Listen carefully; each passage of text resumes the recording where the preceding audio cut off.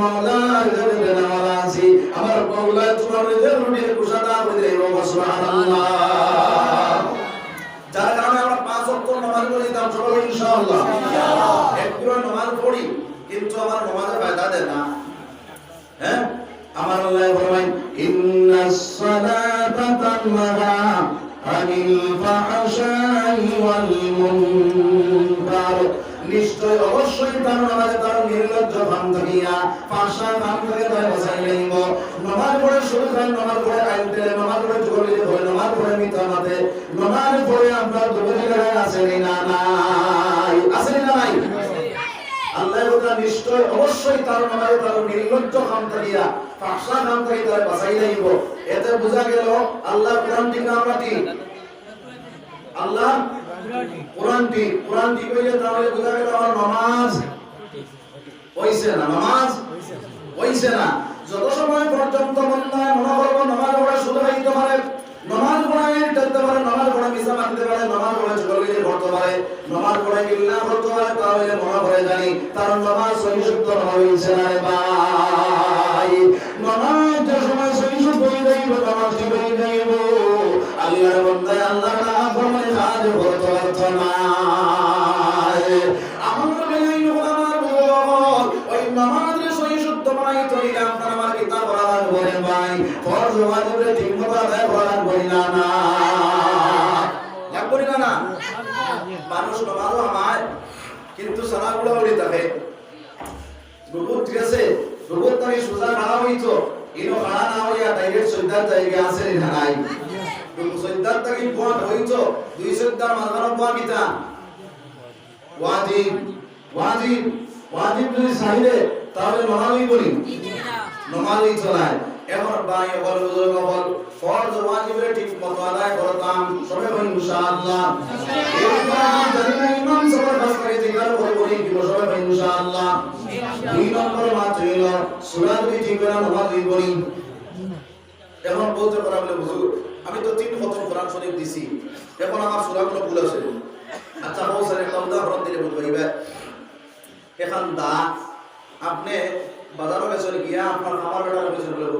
ও বেটা এখন দা আমার দেশাইন কত দিতাম তোরে তখন হিবেটা হয়েছে 300 টাকা আপনি বলছেন 50 টাকা আর তোরে বাজিল দিব আমার ইস্পাতের অংশ লড়াইয়া দিস তার বের হইতো কইয়া আইছেন বাজার 350 টাকা দিয়া দা আনছল আনার বাদে সবের চলে হারাইয়া থই দিছ এক মাস বাদে বার করছ ই দা দিয়ে কোনটা সেট মারলে কাটি করি কি 50 টাকা বাজিল দিলে কাম হয় না জঙ্গার ধরে নি সবের চলে এক মাস সবের চলে চইলে জঙ্গার যদি ধরে তে আমার মানো ওদের হরুবালা পড়িলা 3 কদম 4 কদম দিছলা মাছ মানো 10 বছর 15 বছর গেছে না গেছে না এখন কোরআন জঙ্গার আই করি না আইতো না আইবো তে এখন সেরাকি মাদ্রাসা খানো সেরাকি মাদ্রাসা পড়তে হইব নি হইতো না দেখানো আসিমুদ্দিন মাদ্রাসা তে কোন জায়গা ইমাম সাহেব আর কোন জায়গা আছে নি খানো জমাতুরি গাইডলাইন তো তাহলে ইয়া না গাইডলাইন তো তাহলে ইতাম না লইতাম তাহলে আজ থেকে ওয়াদা আমরা সাইড মান জমা করব সবাই ইনশাআল্লাহ ইনশাআল্লাহ সাইড মান জমা তো গেলে গিয়া ইনো ওয়াজ নিয়া ওখানে মুন্ডায় ওখানে বার করে দিলা আর জমা তো গেলে একবার বয়ান হয় আর একবার প্র্যাকটিক্যাল হওয়ানি হয় দুইটা কাম কয়টা কাম দুইটা কাম একবার বয়ান হইল একবার কোরআন হইল 4 মাস যদি আল্লাহর বান্দার জমা তো বাস্তব পারই যায় তাহলে তার জীবনে যত ভুল আছে সব ভুল আর শুদ্ধ হয়ে যায় আর শুদ্ধ করার বাদে ইভেন তার আমলটাকে ছুটে না 4 মাস ধরে পড়ার কারণে তার মধ্যে কি হয়ে যায় ফিটিং হয়ে যায় এর কারণে 4 মাস জমা তো পারেন সবাই ইনশাআল্লাহ তো ভাই বলে বুজুর্গ বল এখন বহুত করা বলে বুজুর্গ আমরা তো জমা তো গিয়া বাক্কা বড় আলিম বনে গেছি এখন জমা তো গিয়া আলিম বলা যায়নি জমা তো গিয়া আলিম বলা যায় না রাস্তা গিয়া যায় কোন লাইনে চললে জান্নাত পাওয়া যাইব আর কোন লাইনে গেলে জাহান্নাম মিলব ও রাস্তা আমি হিগা যায় কিন্তু ইনদাকি জমাত থেকে আয়া ইমাম সাহেব বলে দি বুঝাইতাম নি না যত তুমি জমাত খাটাও 4 মাস খাটাও আর চিল্লা কাটা আপনার জীবন চিল্লা কাটাই দেও তবে ইমাম সাহেবের সমান ওইটা রাখতে নাই যার কারণে ইমাম সাহেবের সম্মান করব সবাই ইনশাআল্লাহ আর কোরআন বাংলা কিতাব সাইয়া আপনার কোরআন শরীফের আয়াত পড়িয়া আওয়াজ করতাম না বুঝা গেছে নি মা বাংলা কিতাব সাইয়া কোরআন শরীফের আয়াত পড়িয়া বয়ান দিলাম নি হাদিস পড়িয়া বয়ান দিতাম নি না কারণ কিতা আপনারা বুঝাইবা আপনি মেইন রোডে দি গাড়ি চালাইতরা আপনার ড্রাইভিং খুব ভালো জানেন আপনি খুব ভালো ড্রাইভিং করিয়া আপনি যাইতরা রাস্তা ট্রাফিক পুলিশে পাইছে আপনারা আটকাইছে আটকানিলে পরে আপনারা বলছে লাইসেন্সটা দেখাও স্যার তখন তুমি কইছো আমার লাইসেন্স নাই পুলিশে ধরবো না ছাড়বো ধরবো আর যে সময় ড্রাইভিং বানায় ভালো আপনি জানেন না কোনো মতো চালাইতে পারে লাইসেন্স তার আছে ট্রাফিক পুলিশে আপনার সিগন্যাল মারবো দম লাগাইবো লাগানির পরে যখন কইবো লাইসেন্স না দেখা চাই লাইসেন্স যখন দেখাইবো পুলিশে ছাড়বো না রাখবো ছাড়বো এখন বুঝা গেছে নি মা এখন কোরআন শরীফ বয়ান করতে হইলে কোরআন শরীফের আয়াত পড়িয়া মানুষের বুঝাইতে হইলে তার সার্টিফিকেট একটু আছে না নাই লাইসেন্স আছে না নাই যদি লাইসেন্স থাকে না তে আমি মাতিলে কবিরা গুনাহ কিনা কবিরা গুনাহ আমার ভাই হল বুজুর্গ হল হাদিস পড়িয়া বয়ান করো কবিরা গুনাহ হবে আলহামদুলিল্লাহ আর তুমি বিনা লাইসেন্সে বিনা সনদে যদি আপনার আমি বয়ান দেও তুমিও গন্ড যারা বয়ান দিবে তারও গন্ড বানাইবে আলহামদুলিল্লাহ এখানে আমার ভাই হল বুজুর্গ হল এটার থেকে আমরা বাঁচিলাম সবাই ইনশাআল্লাহ ইনশাআল্লাহ লা ইলাহা ইল্লাল্লাহ লা ইলাহা ইল্লাল্লাহ লা ইলাহা ইল্লাল্লাহ লা ইলাহা ইল্লাল্লাহ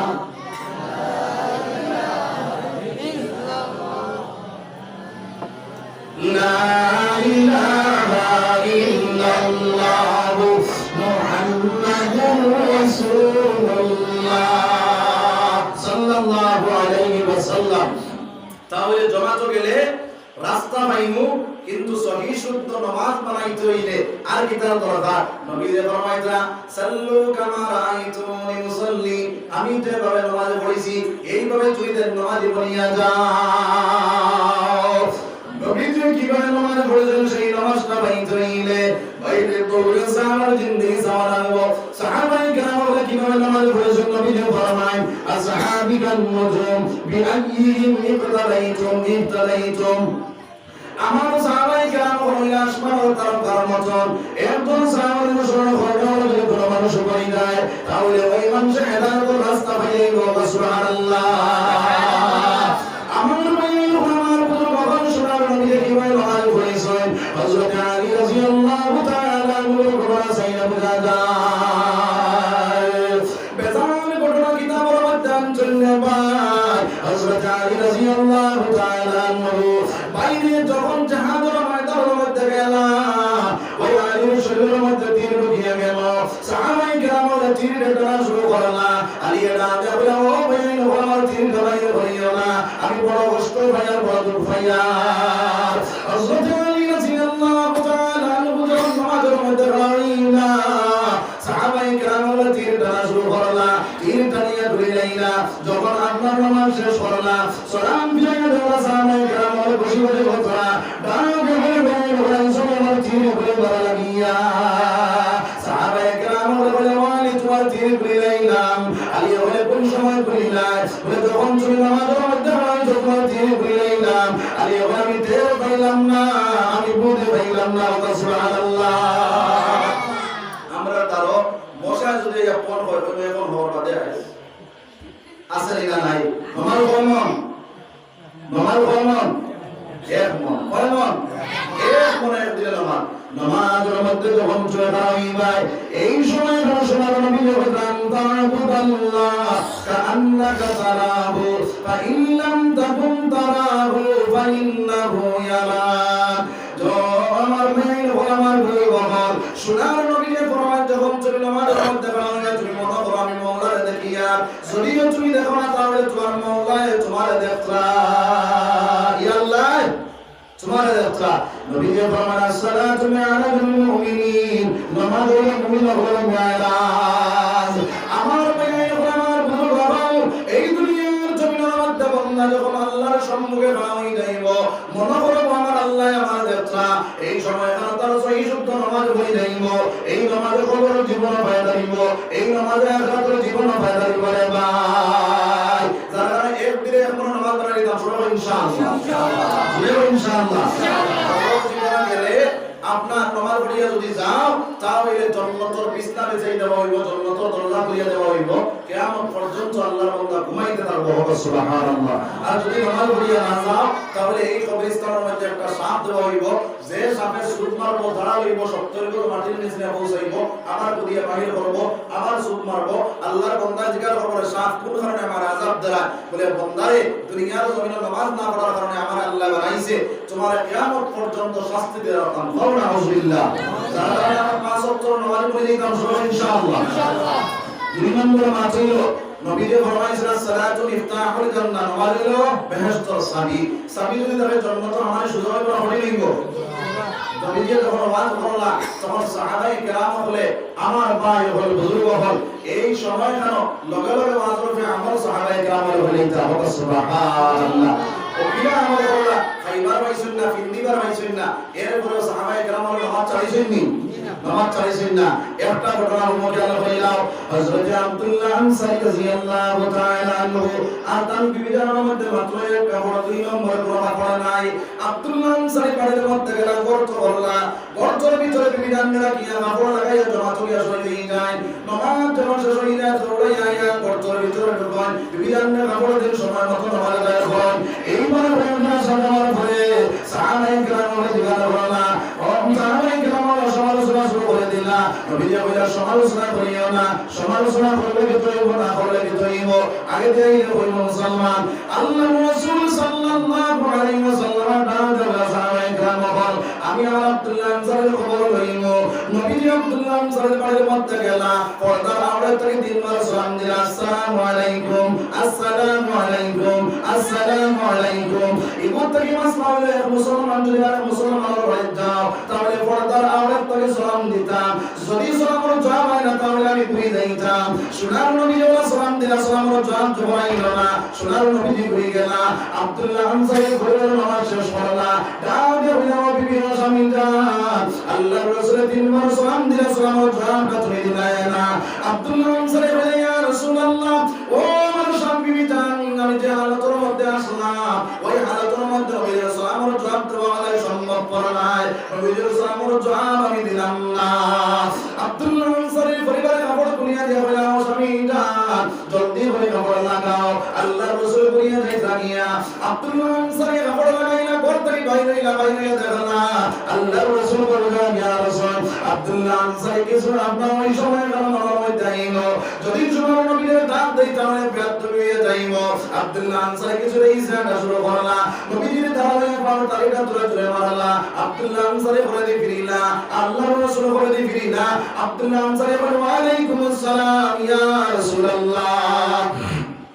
সুবহান নবীজি দাঁড়াতে বলেন আব্দুল্লাহ আমি তোমার বাড়ির মধ্যে গেলাম তিনবার সালাম দিলাম সালামের জবাবটা তুমি দিলাই না আব্দুল্লাহ আনসারী বলে ইয়া রাসূলুল্লাহ আমি যে অবস্থায় ছিলাম ওই অবস্থায় আপনার সালামের জবাব দেওয়া সম্ভব করে না যার কারণে আপনার সালামের জবাব দিলাম না আব্দুল্লাহ আনসারী সোনার নবীজি দাঁড়াতে বলেন আব্দুল্লাহ প্রত্যেক ফল করে বাড়ির মধ্যে দাও বিদাম লাগিয়া আব্দুল্লাহ আনসারী বলে ইয়া রাসূলুল্লাহ আপনি আমার বাড়ির মধ্যে আমার বিবির মধ্যে আমার মধ্যে একটা বড় দুই নম্বর কোনো খবর নাই আমি একটা গর্ত করলাম গর্তের ভিতরে বিবিরামনে রাখিয়া দেওয়া একামত শুরু হয়ে যায় আমি দৌড়াইয়া গিয়ে জমাত মধ্যে দাঁড়িয়ে যাই জমাত যখন শেষ হয়ে যায় আমি দৌড়াইয়া গিয়া গর্তের ভিতরে যদি আমার বিবিরামনে কাপড় দেই আমার বিবিরা সময় মতো নামাজ আদায় করো জমাতের গুরুত্ব দিছে কিনা না আল্লাহ আকিমিস সালাত নামাজ প্রতিষ্ঠিত করো দুই নম্বর হইতে ওয়াতুজ যাকাত যাকাত আদায় করো যাকাতুল মা তাকে যাইলে কইমু ওয়ারকাউ মার রাকিন রুকু করবে ওয়ালা লয়া রুকু করো এর মত হইলো জামাতে নামাজ পড়ো এর মত হইলো জামাতে নামাজ পড়ো এটা জুমা মসজিদ না জুমা মসজিদে এক রাকাত পড়লে কয় রাকাতুল সওয়াব 500 রাকাতুল 500 রাকাতুল আর পাঞ্জাগা মসজিদে যদি পড়ো এক রাকাতে 25 কি 27 রাকাতুল সওয়াব বন্ধ হলো জায়গা জমাতে যে কোনো জায়গা জমাতে পড়ো 25 কি 27 রাকাতুল সওয়াব পাইবে মুসলমান জুমা মসজিদে এক রাকাত যদি পড়ো 500 রাকাতুল সওয়াব সাহাবায়ে কেরাম বলে ইয়া রাসূলুল্লাহ